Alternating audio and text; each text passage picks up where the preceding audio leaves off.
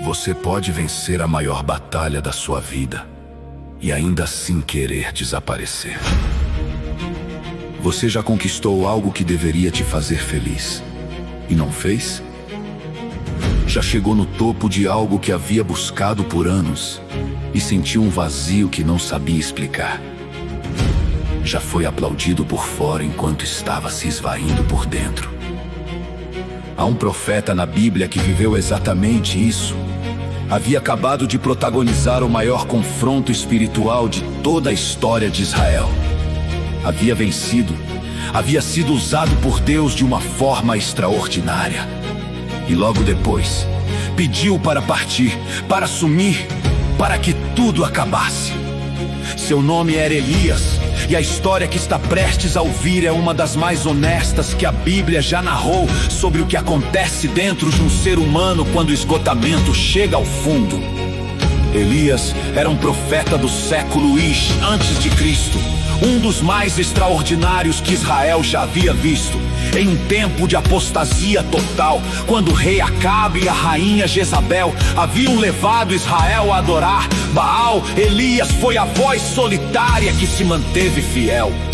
Não era um homem de palácio, era um homem do deserto que aparecia, falava a palavra de Deus e desaparecia, que havia fechado os céus com uma oração e os havia aberto 3 anos e meio depois com outra.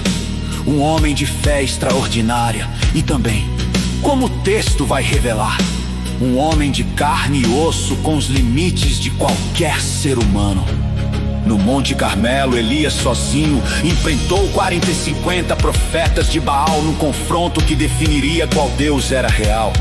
A proposta era simples: cada lado prepararia um sacrifício. O Deus que respondesse com fogo, esse seria o Deus verdadeiro. Os profetas de Baal clamaram o dia todo, nada aconteceu. Elias preparou o sacrifício, mandou jogar água sobre ele 3 vezes, até que tudo estava encharcado e a água corria ao redor do altar.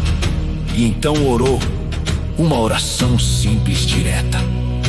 E o fogo de Deus desceu, consumiu o holocausto, a lenha, as pedras, o pó e lambeu a água da vala. O povo caiu com o rosto em terra.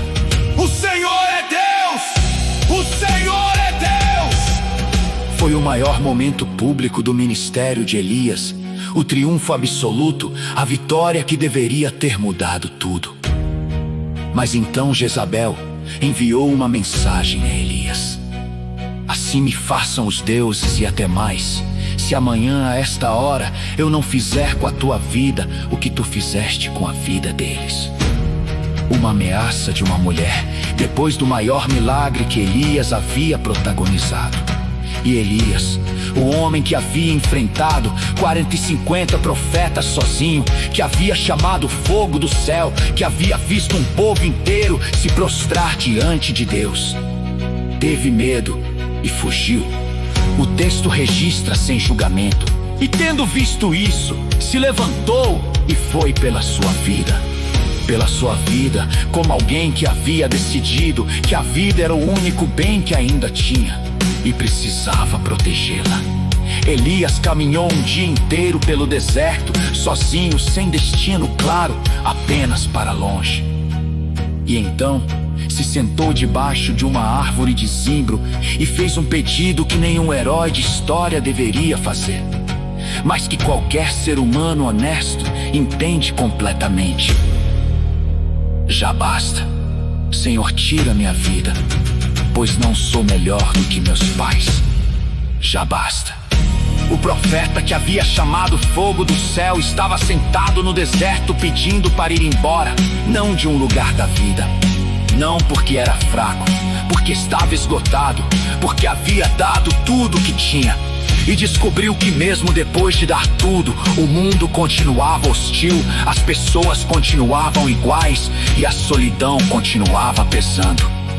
Você já chegou no já basta, no ponto em que não é drama, é exaustão real, em que não é falta de fé, é falta de energia para continuar fingindo que está tudo bem. Elias chegou lá, um dos maiores profetas da Bíblia, depois do maior milagre da sua vida. E o que Deus fez em seguida? é o que mais surpreende nessa história. Se essa primeira parte tocou algo em você, deixe seu like, comente o que você achou e se inscreva no canal para não perder as continuações. Na parte 2, Elias foge para o deserto e a resposta de Deus para um profeta esgotado vai surpreender você completamente. Já basta, Senhor, tira minha vida. 1 Reis 19:4. Às vezes o ponto mais baixo da vida vem logo depois do maior triunfo. E isso não significa fraqueza, significa humanidade.